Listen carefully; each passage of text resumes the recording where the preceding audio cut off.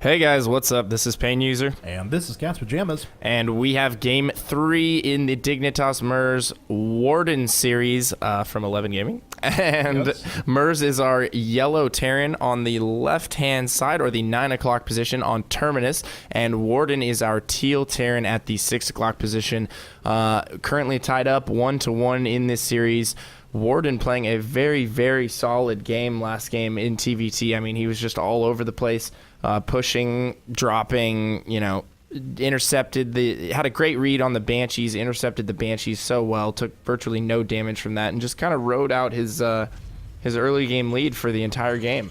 Yeah, maybe we were looking at kind of what, obviously with a different unit composition, but the idea of what he wanted to do in Game 1 on Xel'Naga Caverns. He just kind of conceded that dropped the flow of the game to Merz. Merz was able to make up that economic difference from all the initial Blue Flame Hellion harassment in Game number 1. Comes back in Game number 2, though, Warden does, and he was just setting the tone with all those drops, all those flanks. Really, really fun to watch. I'm really curious to see what they do here. Terminus, of course, a very large map. One little choke point guards 3 bases. So if you hold that with a couple of siege tanks, you can pretty safely go up to 3 bases. Right away, though, Warden is in that fun position where he's going to be able to. He'll be able to elevator units over into the 3rd of dignitasMerz with almost no trouble whatsoever. Very short distance between the two, so I'm sure he'll be happy with his positioning. But yeah, looks like both players actually opening gas and barracks. Pretty standard timings. Yep, standard timings for both players, and we've seen this in the previous 2 games as well. I can't help but think that position is favoring Merz maybe a little bit. He can get in there and he can start doing similar things to. Actually, it kind of goes both ways. I'm talking about elevatoring, by the way, for those of you who don't know. In TVT, it's very common for players to elevator tanks and small groups of Marines into the opponent's base, and I feel like it's just about equidistant for both players. Merz might have slightly better access if he can hold on to that Xel'Naga tower in between their 2 bases. That's actually going to be a very important piece of ground in this matchup. Both players going to need to fight very hard to get a hold of that Xel'Naga and hold on to it for a majority of the game. And it looks like right away we have a little bit of a difference. It looks like a reactor coming up for Merz now on the barracks. Immediate factory coming up for Warden. So we are going to have a little bit of a fast expand here on Merz. Now, Merz, this was actually kind of interesting. He saved up the 100 gas, the 150 resources, and it looks like he decided against putting down a factory, decided to throw down the reactor after that. Almost a last-second decision to go ahead and do a 1-Rax fast expand. Reactor expand can be kind of safe as well. I've definitely seen it before. It just gives you that double racks production, and you're also well on your way up to tech, and now he's already adding that factory immediately. Probably going to swap that out after making a few Marines just to be safe, and then you're already producing reactor Hellions, so it can be very effective. Not sure exactly how he's going to utilize it to the best of its ability on this map. It's going to be difficult for him to do some sort of a run by or get up into the main, but at the very least, he can scout and take map control, so yeah, he will have that going for him. It looks like Warden going right after Blue Flame Hellions. Those are on their way. He does have the 400 minerals required for an expansion. There we go. Shadow coming down. So Warden is going to be a little bit behind on economy, a little bit ahead on his tech, has the potential to do some economic damage, but Merz, he is going to be ahead on that economy, and he's really not all that far behind in the grand scheme of things. Does have a tech lab coming down. He's already got 2 gas in play. He's about to finish up his next base. Could drop down a couple more if he wants to, and we'll see if he goes right into siege tanks. He does have a lot of gas saved up, and doesn't quite have the minerals yet. Just a second. There we go. There they are, and siege tank coming up right away. So he is going to switch directly into Marine Tank here, not even getting any Reactor Hellions, not getting Blue Flame, just going to be very aggressive probably in a little while here with some Tank Marine. No starport yet. He is, however, what is that tech building we got going there? He is getting an early engineering bay here. Not sure whether this is going to be for upgrades or turrets. He's playing a little bit in the dark. He's not sure about Banshees at this point in the game. Probably going to go ahead and get a few turrets. And it looks like we're going to have a push out of Warden here. Yeah, and Warden doing that at the same time that he's constructing his starport. He does have his orbital command, or I'm sorry, his command center almost done. Assuredly, he'll turn that into an orbital command in just a second. But Warden does have a few units up. Wow, that Marine's in for a surprise. And Blue Flame does manage to roast him in half. Let's see here. Merz does have a missile turret ready, though. So we should be able to prevent any sort of Banshee pressure or anything like that. But looks like Warden may just want to run right around. He's going to have to avoid that bunker, though. Let's see if he goes through a run by or if he's just going to attack into that. He has a number of Marines. And, you know, with those Marines moving up and taking damage, and if any SCVs come up to repair, the Blue Flame Hellion should be able to deal with them pretty quickly. But he does see that bunker. Looks like he is going to run right around the side. Marines starting to do damage to the bunker. A lot of SCVs are going to fall. The Mule does go down as well. A few of these Marines are going to fall as well, but Warden does get cleaned up. So let's see. Supply is in the advantage of Merz at the moment. Loses a lot of economy. Yeah, I was going to say right there, Merz actually, you know, coming out probably quite a bit ahead. Warden losing so many units right there, only killing a handful of SCVs. Now dropping an SCV and 2 Marines into the main of Merz. Not really sure where he's headed with that. Might be doing an offensive bunker, possibly. I don't know, but he's got to watch out. He's actually investing in double Tech Lab Starport at this time, at the exact moment that Merz is going to push in, and there's really nothing here to defend this. So let's see. The Marines do manage to drop themselves down. They are picking off a couple of SCVs, doing their damage. Merz hasn't responded yet. Warden has to move away, picks up his orbital command, and he's running back to a Banshee coming out. He also has Cloak being researched.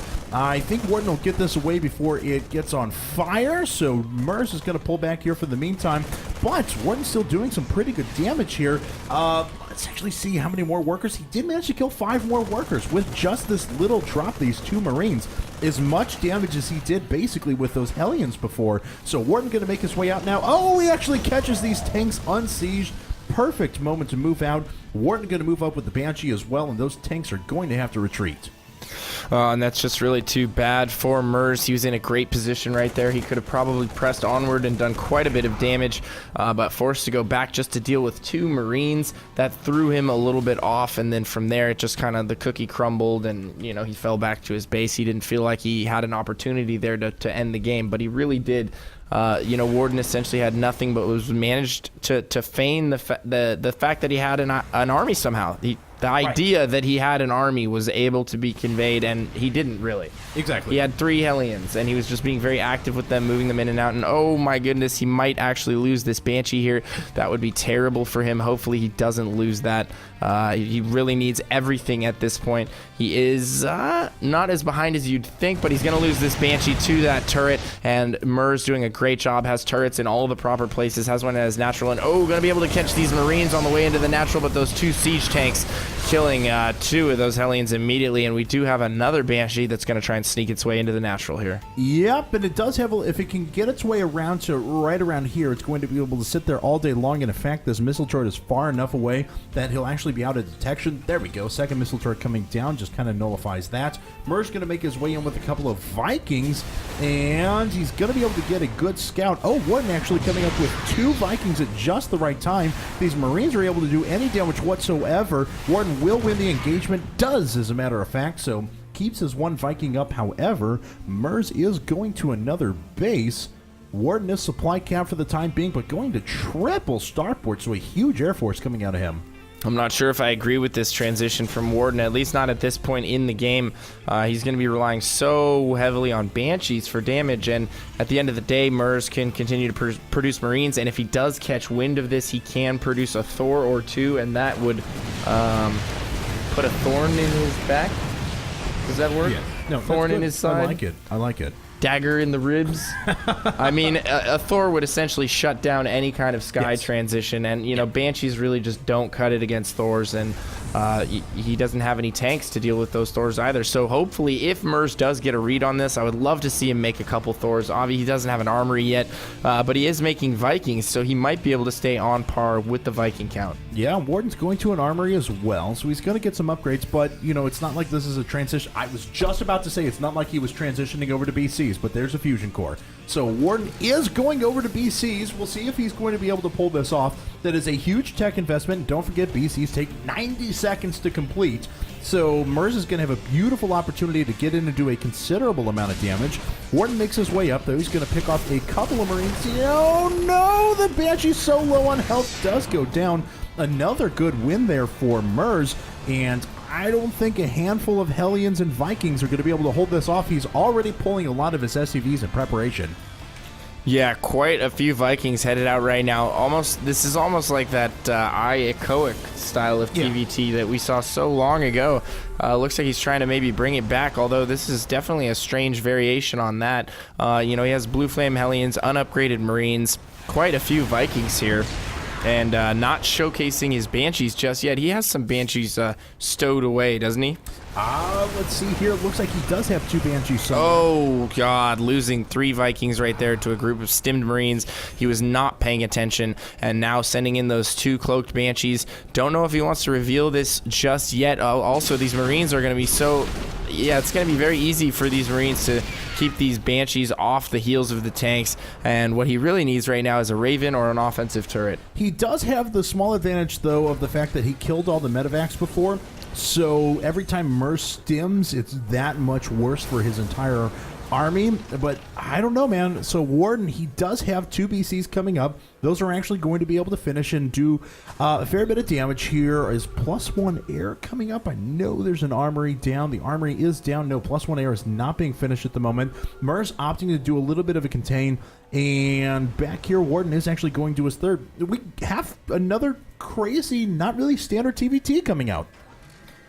Yeah, this is getting quite hectic indeed. I'm surprised that Merz has allowed Warden to take his 3rd in this fashion. I mean, he could have done some serious drop pressure, ferried tanks into the main. I mean, Warden was essentially working off nothing while teching up to BCs. He had 2 Banshees to his name and a small group of Vikings. Yeah. He really doesn't have any tanks. He has nothing to prevent Warden from having, or to prevent Merz from having his way with him. Yep. And, Merz just not taking advantage of that. And I feel like if he lets this go on for too much longer, it's not going to be a good situation for him. He does scan and see those battle cruisers, so he is aware that they do exist now. Probably going to see him pumping quite a few Vikings here in the near future. Yeah, absolutely. I mean, if Warden is able to get any significant number of BCs up in the air, I mean, there's nothing that this tank Marine army is going to be able to do. So let's see. Warden does manage to pick off another tank. Oh, but there's the stim, and 1 Banshee, God, actually gets away. So Banshees get away. Again, Merz is only now bringing over his medevacs, so all the energy is going to be completely gone from those. Most of those Marines were stimmed 3 times. So very low on health at the moment. Warden actually with mass Hellions and BCs. That's his army composition of choice. Both players going to their 4th bases as well. Ridiculous endgame battle that's going to be coming up. I'm actually kind of thrilled to see how this ends up. Yeah. How is Merz preparing for this in mid exactly? I think he dropped a few of those offensive turrets I was talking about, but only 2. And now adding 3 more. So yeah, the more turrets, the merrier. I think that's going to be absolutely key in dealing with these BCs and forcing him to come to you and break your contain. Yeah. Merz has nowhere he needs to really go right now. There's no place he would rather be on the map. Having a small force back at his main outside of his natural would probably be pretty important for some dropping, just because their mains are that close, and I wouldn't put it past Warden to do some kind of drop. Yeah, absolutely. In the mid to late and late game here.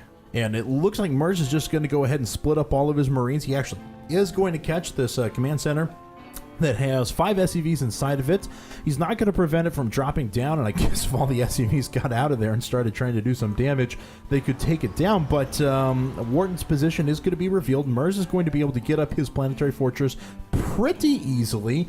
Let's see here. It looks like all of the Hellions making their way forward, and Hellions going after the missile turrets. They still take it down annoyingly slow, though.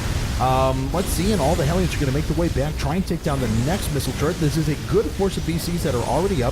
+1 weapons for the ships is going to be down pretty quickly as well. Warden did manage to clear off that Marine. It doesn't look like Merz is responding to this quite yet, so he's going to be mining off of a 4th soon. But both these players just, man, Merz is playing very passively, like you mentioned, wants Warden to come to him. This is nuts. This is going to come down to 1 engagement. Warden actually pulling all of his SCVs. Not quite sure why. His ground army is not the most important thing to him right now. It's not necessarily what he needs to keep alive. I feel like 2 Ravens would probably serve him a lot of justice right now, just to chain PDD the battle cruisers, and once he gets that battle cruiser number up, he's already in the 200s right now, and overcommitting a little bit there. His Warden might lose one of these BCs. No, just going down to half, and it looks like he is gearing up for a push here. He looks nervous. He's bouncing back and forth. He's almost ready for it, and it looks like finally, nope.